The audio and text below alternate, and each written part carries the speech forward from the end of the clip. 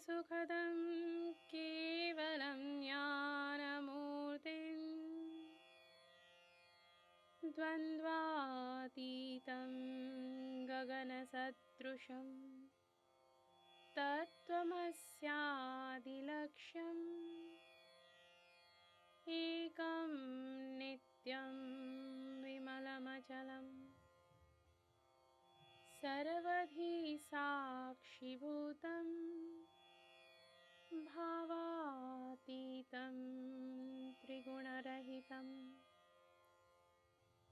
सद्गुरुं तं नमामि।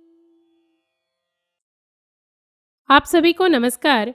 आज के सत्संग में मैं तनुजा ठाकुर आपका हार्दिक स्वागत करती हूँ। वैदिक उपासना पीठ के प्रेरणा स्रोत एवं हमारे श्री गुरु परम पूज्य डॉक्टर जयंत बालाजी आठवले के चरणों में वंदन कर आज का सत्संग आरंभ करती हूँ। आज का विषय है, क्या पालतू पशु हमारे पितर हो सकते हैं। मध्य प्रदेश की श्रीमती सुनंदा पंडित ने आज के विषय के संदर्भ में एक प्रश्न पूछा है। उनका प्रश्न इस प्रकार है, मैंने पढ़ा भी है और सुना भी है कि कई बार हमारे पूर्वज पशु के रूप में जन्म लेकर हमारे घर गाय, बैल, बिल्ली या कुत्ता इत्यादि बनकर आ जाते हैं। मेरा प्रश्न है कि क्या यह संभव है और यदि ऐसा है तो वह क्यों होता है। मेरा दूसरा प्रश्न है कि कई बार पशु का जन्म तो कहीं और होता है, परंतु वह हमारे घर तक किसी के माध्यम से पहुंच जाता है। यह प्रक्रिया कैसे होती है, कौन उसे हम तक पहुंचाता है। इस प्रश्न का उत्तर इस प्रकार है, अनेक बार यदि मनुष्य द्वारा अत्यधिक अधर्म किया जाता हो और मृत्यु के समय अपने कुटुंब के किसी सदस्य का ही विचार प्रबल हो तथा मृत्यु उपरांत योग्य प्रकार से अंत्येष्टि एवं श्राद्ध कर्म इत्यादि ना किया जाए, तो ऐसे जीव की या तो अधोगति के कारण या लेन देन के कारण पशु योनि प्राप्त होती है। मैंने कितने ही घरों में व्यक्तियों को यह कहते हुए सुना है कि उनका कुत्ता, बिल्ली इत्यादि उनके मृत पिता या दादा समान आचरण करते हैं, या उसे उन खाद्य सामग्रियों से आसक्ति होती है जो उनके घर के मृत सदस्यों को रुचिकर लगती थी। ख्रीस्ताब्द 2012 में मैं बंगलुरु में एक स्त्री के घर धर्म प्रसार के मध्य गई थी। उनसे वार्तालाप के मध्य उनका पालतू कुत्ता मेरे पैरों से सटकर बैठ गया। वह यह देखकर आश्चर्यचकित हो गई। जब मैंने उनसे पूछा कि यह देखकर आपको इतना क्यों आश्चर्य हो रहा है, तो वे कहने लगीं कि उसे भी उनके पिता समान एकांत रहना अच्छा लगता है और वह किसी भी बाहरी व्यक्ति के समक्ष नहीं आता है। उस कुत्ते का जन्म उनके पिताजी की मृत्यु के पश्चात हुआ था और उन्हें किसी ने भेंट स्वरूप दिया था। उन्होंने यह भी बताया कि वे किसी राजघराने से हैं और उनके दादाजी एवं पिताजी राजा थे। आगे वह बताने लगी कि मैं अपने पिताजी की इकलौती संतान थी, अतः जब पिताजी वृद्ध हो गए और अस्वस्थ रहने लगे तो मैं उन्हें अपने पास ले आई और उनके अंतिम समय तक मैंने उनकी अत्यधिक सेवा की।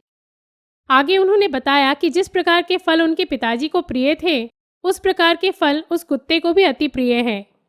इतना ही नहीं, उन्होंने यह भी कहा कि जब वे अत्यधिक वृद्ध हो गए थे और अस्वस्थ रहते थे, तो जब भी वो बाहर किसी कारणवश जाती थीं, तो वे उनका आंचल पकड़कर उन्हें रोक लेते थे और यह कुत्ता भी ऐसा ही करता है।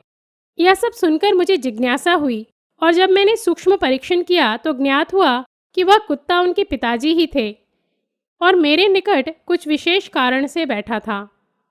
इस प्रकार मैं देश विदेश जहाँ भी गई हूँ और यदि किसी के घर में कोई पालतू पशु उनके पूर्वज हो, तो वे सहज ही मेरे पास आकर बैठ जाते हैं या वे भौंकते नहीं हैं, जो उस घर के स्वामी के लिए आश्चर्य का विषय होता है। ऐसी घटना मेरे साथ अनेक बार घटी है।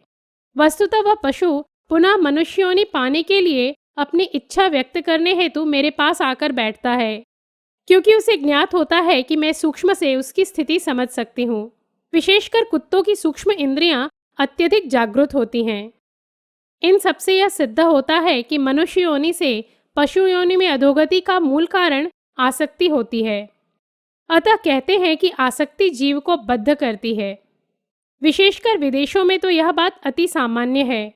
वहाँ लोग अपने पालतू पशुओं का ध्यान अपने बच्चों या माता पिता से भी अधिक अच्छे प्रकार से रखते हैं। यह देखकर एक दिवस मुझे इस विषय में और अधिक जानकारी प्राप्त करने की इच्छा हुई और जब मैंने सूक्ष्म परीक्षण किया तो ज्ञात हुआ कि विदेशों में 40% पशु उनके ही पूर्वज होते हैं एवं वे अपना लेन देन पूर्ण करने हेतु अपने कुटुंब के सदस्यों के यहाँ या तो जन्म लेते हैं या किसी के माध्यम से आ जाते हैं। आपने तो समाचार पत्रों में पढ़ा ही होगा कि कई बार विदेशी मृत्यु उपरांत अपने पालतू पशु के नाम पर अगाध धन संपत्ति भी छोड़ जाते हैं। यह भी वे उस पशु के साथ लेन देन को पूर्ण करने हेतु ही करते हैं। इसलिए सनातन धर्म में कहा गया है कि श्राद्ध इत्यादि विधि भावपूर्वक करने से पितरों के साथ हमारे लेन देन पूर्ण हो जाते हैं। दूसरे प्रश्न का उत्तर इस प्रकार है, कोई भी पशु यदि कहीं और जन्म ले और उसके साथ हमारा लेन देन हो तो वह स्वतः ही ईश्वरीय नियोजन अनुसार हमारे घर पहुंच जाता है। अनाथालय के किसी बच्चे को कोई दंपत्ति भी इसी कारण से गोद ले लेते हैं।